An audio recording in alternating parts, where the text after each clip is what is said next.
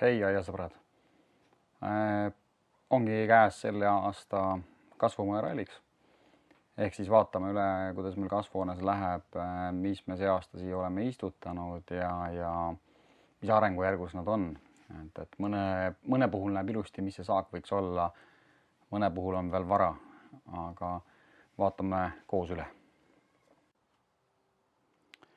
Alustaks siis viinapuudest, kuna nemad on meil siin, ma ei tea, me ise nimetan seda küll tagumiseks otsaks, aga nii-öelda pool kasvuhoonet vallutamas, siis viinapuudel läheb ikka üsnagi hästi. Siin ees on kohe Kosminski siini. Marjad on valmimas, mõned on juba ka värvumas. Et kui siin vaadata lähemalt, siis on näha sellist lillakat tooni. Aga ja saagi üle nagu ka ei kurda, aga veel on vara. Et neil on selgelt näha näiteks Somersetiga võrreldes tooni vahe. Et järgmine ongi siis Somerset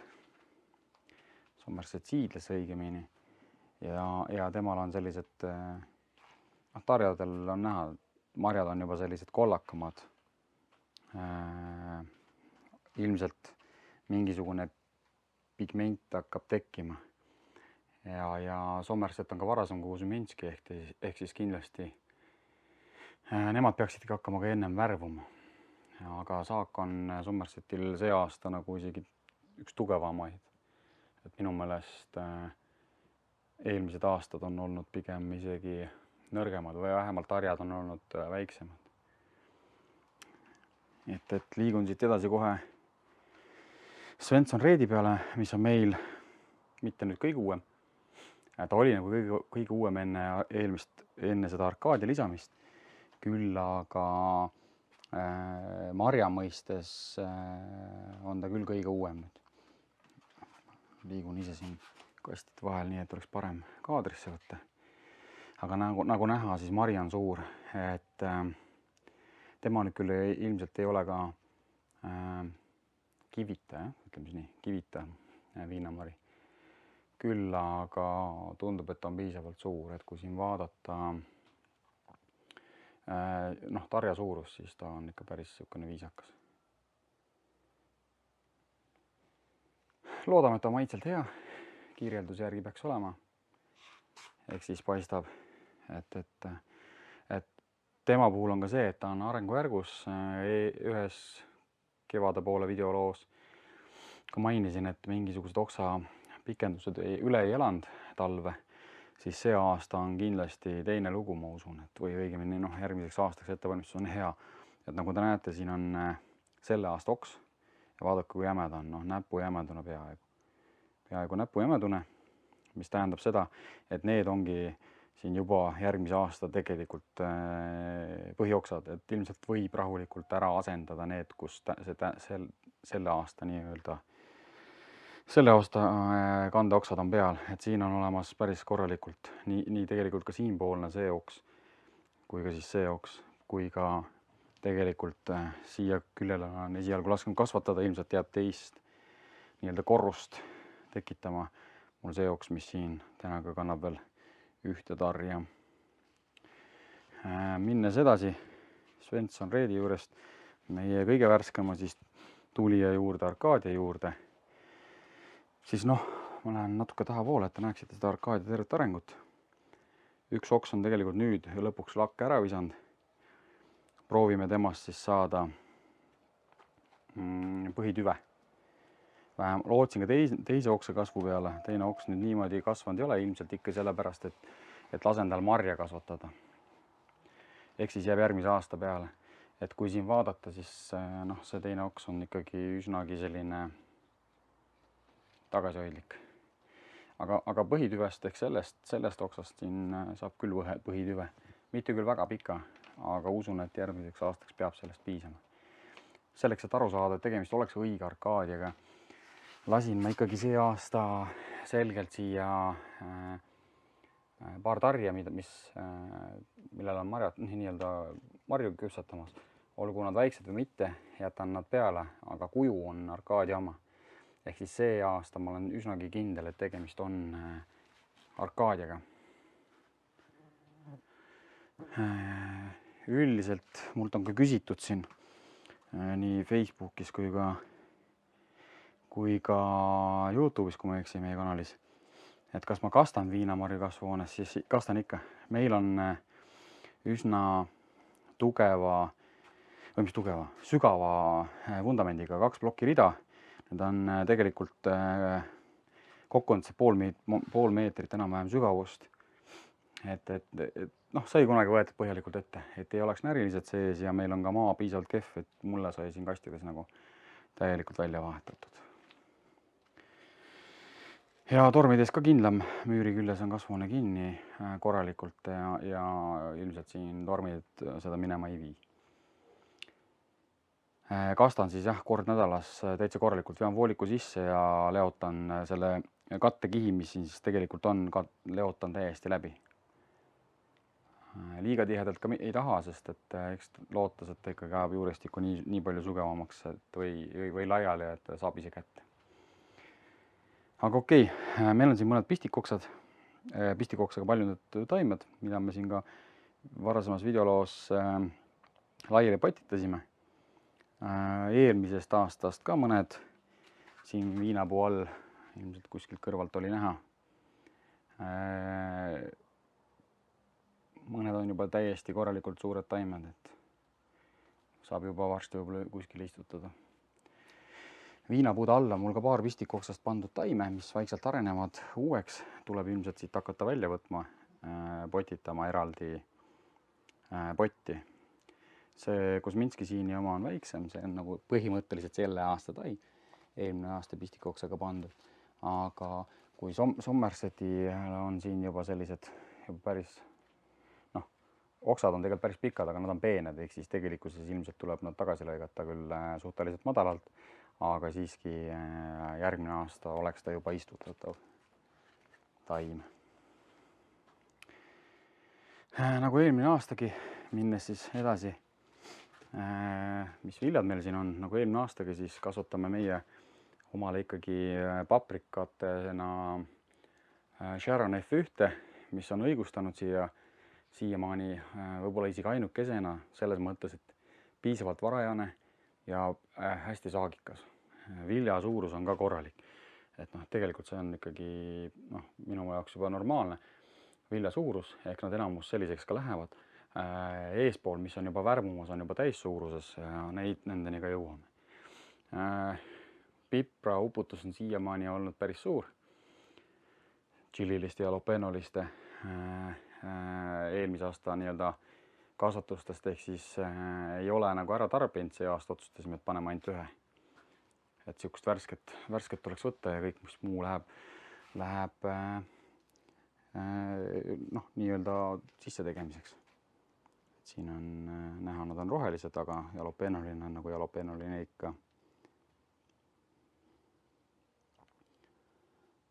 Ka siin keskel oleme mõned, kuna kast ei tüüaks, mõned tomatitaimed olid, ma nende sorti isegi siin ei mäleta. Aga tegelikult on siin isegi vist meil olemas silt, et siia keskele sai pandud slotavat. Kastis jäävad meil tomatid siiski millegipärast kiduramaks. Kuigi need sai hiljem ümber istutatud, siis meie enamus tomatid on seal taga. Aga võib-olla mis nagu tasub tähelepanu, et kõik ei ole alati nii kuldne, siis meil see aasta millegipärast kurgi areng on olnud üsna tagasihoidlik. Ei teagi miks, kas sellepärast on liiga palav, kuigi kurk just tahab nagu stabiilselt sooja. Aga võib-olla on ikkagi lämbene, kastnud oleme. Ise kahtlustan, et ka seda nii-öelda väetist oleks vaja. Nüüd küll kassin üks päev nõgese leotisega, et olla natukene ökom, kuigi ma seda otseselt taga ei aja. Siis ilmselt tuleb mingi kompleks väetis siia vaadata, ilmselt on muld ära tarbinud, et mul oli veidikene oli mulda sellest poest ostetud, musta mulda panin täna siia lisaks, aga see ilmselt ei aita. Sama on meil siin, ja siin tegemist peaks olema siis saladiiniga ja Meleene vist oli teine, saladine meleene. Meleene ongi niisugune natukene väiksem kurk, saladine on niisugune pikem. Aga noh, loodame arengule. Et meil on lisaks veel kurki tegelikult see kasti pandud, proovi pärast niisugune mingisugune potikurk, vot see on see, mille nime ma ei mäleta. Küll aga on ka siin näha, et lehed on sellised natukene kollakamad, ilmselt on mingi toetajaine puudus tekkinud. Seda enam, et siin kastis me tegelikult all kasvatasime ka lehtsalatit, et oleme välja lõiganud päris palju.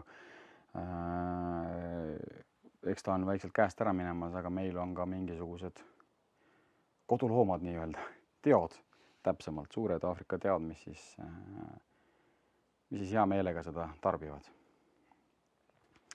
Et enne kui ma sinna tomatiteni jõuan, siis siin on see Sharon F1, millest ma rääkisin. Kui te vaatate täis suuruses vilja, siis see minu biopesast tegelikult natukene isegi suurem. Kõik nii suureks loomulikult ei lähe, aga no tegelikult on väga-väga viisakas saak tulemas. Ka siin on juba üks värvumas, et kui ma siin liigutan seda. Et jätkame ilmselt seda Sharon F1 kasvatamist siin ka edaspidi. Et nüüd mul on siis kasvuhoone teises otsas. Siin on meil, nagu ma ütlesin, ühel küljel on tomatid. Teisel pool tegelikult täpselt on meil melonid ja arbuusid, aga me jõuame sinna veel. Ehk siin meil on enam-vähem niimoodi istutatud, et esimene ja tagumine nurgaspõik on üks sort, teine sort kohe ja niimoodi lähevad meil erinevad sordid. Et teile veitsa võib-olla tutvustada, siis tegemist siin ees sellise pika kobaraga nii-öelda sort, mis mulle endale nagu just meeldivad tomatite puhul. Siin all on ka näha, et see kobar on hästi-hästi pikk. See isegi ulatub maani, ilmselt võib-olla ei ole hea võtta vasta maad on, aga saame teda parandada. See on siis selline punakas sort, punakatomatiga sordi nimeks on Cherola. Tema meil juba annab, oleme siit ka mõned tomatid välja tegelikult noppinud, mis on nagu küpsed. Siin kõrval nüüd veel ei ole valminud, aga on ka niisuguse pikema kobaraga, natukene võib-olla kergelt suurema viljaga on siis Black Cherry. Eelmine aasta kasvatasime, eelmise aasta videolugudes on kindlasti ka näha, et kui vaadata eemalt, siis temal on samamoodi siin. Üsnagi viljarohke, selliste, eelmisega võrreldes võib-olla poolpikaga, ehk siis selle Cherolaga võrreldes poolpika kobaraga, aga siiski. Et siin, kui Cherolal olid ikkagi, nagu ma näitasin pikad, siis tal on, siin on ka näha, et kui siit algab, siis ta jookseb siia taha, toetab küll natukene siia teisele lehele, et ta jookseb siit alt niimoodi. Isegi raske siin näidata siin lehte taha.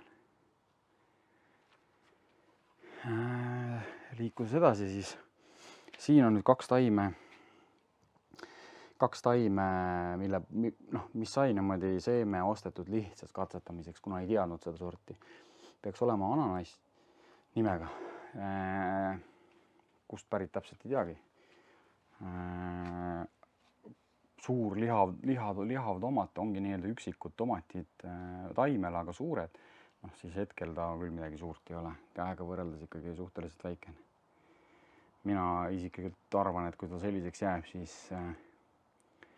natuke võib-olla suureneb, aga üldiselt ei tasu tema kasvatamine ära. Ja pigem järgmise aasta valikus tema ei ole. Liigun siia edasi. Siin taga nüüd, see on lihatomat või tiiks võib vist nimetada. Et kui siin vaadata, siin on kaks tomatit. Ja tema suurus on niisugune biopesa peal, juba hakkab looma. Siis see on, ja siin on neid tomatit piisavalt, need üleval pool on ka. Selle nimi on Brutus vist või? Brutus, jah. Ja Brutuse tegelikult andis meile naabrimees, kellel jäi siis mõned taimed üle ja lisasime ta siia teiste taimede vahele. Et tal on ülevalpool ka sellised tomatid, et siin ei ole tegemist mingisuguse tipumädanikuga, vaid see on lihtsalt kuivanud koht, kuna ilmselt on siin päikesega selline üsna kuum aeg olnud, et pole hullu. Minnes siin edasi, vaadates kõrvale, on niisugune küpsemise mõistes üsnagi kihvt tomatisort. Tegemist on Indigo Rose'iga, ehk siis ta on niisugune musta värvi tomatid, tõmmud tomatid enne kui nad valmis saavad. Ma ise kahtlustan, et muidugi päris valmimisel nad lähevad täiesti punaseks, aga küpsemisel vähemalt on nad sellised väga-väga tumedad tomatid. Ka sellised pikema kobaraga, enam-vähem pikema kobaraga siin on näha. Indigo Rose'is sordiks. Ja siis on siin, mille me tegelikult saime Aia Elust vist selle soovitusega ja oleme natuke siit ka juba tomatid välja noppinud, on alles siin valmimas. Osaliselt nimeks on Gold Krone. Gold Kronel on samamoodi sellised nii-öelda kirstomatid, siin on näha kollased. Et siin kuskil üleval pool on mul veel üks tegelikult näha, selline kollane. Ja sellised poolpikad kobarad, nagu siin näha. Või siis see on all ka.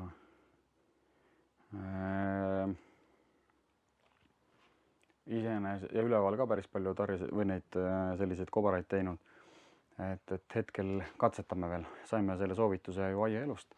Kunagi kuskilt noppisime üles, et see sort võiks olla hea. Aga vaatame, kuidas ta siis käitub siin võrreldes Black Cherry'ga või Cherolaga. Siis on meil üks sort veer siin kõrval, niisuguse suurema viljaga. Siin tegelikult siit kohast on võib-olla see viljasugrus isegi kõige paremini näha. Ta on päris korralik, selline tomat. Ja see on ikka slatava, ehk ikka lihav oranžika tooniga tomat. 2 korda peaks see vili veel suurenema tegelikult, umbes. Selline valik siis see aasta tomateid. Siiamaani küll väga okilt arenenud. Minnes siis veel siia lõpetuseks küljele teine külg. Jätkuvalt katsetame meloni ja arbuusi kasvatamisega. Et see ots on kõik melon. Jään vastuse võlga, mis see sort oli. Ei tule meelde hetkel. Aga ikkagi katsetame. Üks aasta saime päris mitu korralikku vilja sellises vertikaalses kasvatamises. Ja see aasta lihtsalt lasen natuke võib-olla pinna peal selle osal rohkem vohada, et siin on näha ka, et arbuusil samamoodi. Midagi olen üles sidunud, aga mingid kasvud olen jätnud puhtalt siin nii-öelda maha vohama. Et kui siin vaadata arbuusi, siis arbuusil on põhi nii-öelda taime olen üles suunanud. Mõni on lausa välja kasvanud juba sinna. Mõnel on ka sellised väikesed arbuusid küljes. Aga veel tegelikult enamusel ootame seda nii-öelda viljateket või viljaõieteket.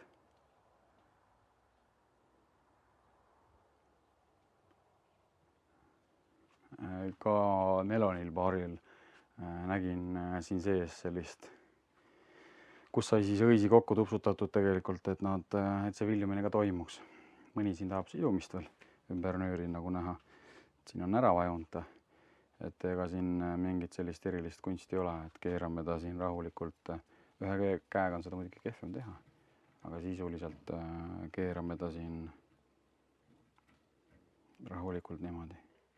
Ühe päevaga ta viskabki päris 10 sentimeetrit juurde, et tegelikult see on eile seotud näiteks see, et kogu see kasv on tulnud juurde siin ööga sisuliselt. okei, veidikene võib-olla see üle rippuv ots oli siiamaani, aga siuke 10-15 sentimeetrit. Et siin on enamus ongi sidumata, et siin on tegelikult enamusel näha, et need otsad ripuvad. Aga ikka nad tekitavad viljapungi või õisi või kuidas iganes nüüd siin nimetada, et ega siin ka on näha, et on tekkinud siia väikene selline viljahakatis. Ja loodame, et jõuavad järgi, et melon tahab eriti sooja, arbuus saab tegelikult jahedamaga ka hakkama. Ja tema jätsime sinna keskele, aga melon ka tahab rohkem vett olema tähele pannud, ehk siis teda nagu rohkem kastan sellel arbuusil laseme võib-olla isegi pikemalt natuke kuivamal olla. Aga meil on ka õues see aasta, tahtsin ikka katsetada, et ka õues on 3 äkki arbuusi pandud, mitte siis melonit. Vaat selline see kasvuhoone lugu sai. Ukselt nähes on see kasvuhoone selline, et kasta me ikkagi laseme vee tünni ja kastame sooja veega, niisuguse seisnud veega. Ja päevaaeg soojeneb tavaliselt vesi, laseme täis ja siis saab õhtul kasta. Aga mitte iga õhtu, kurk jah, aga mitte muud. Aga näeme järgmises videoloos. Hakake meie kanalit jälgima ja kui läheb korda see asi, mis me teeme, visake ka meeldib. Ja näeme järgmine kord.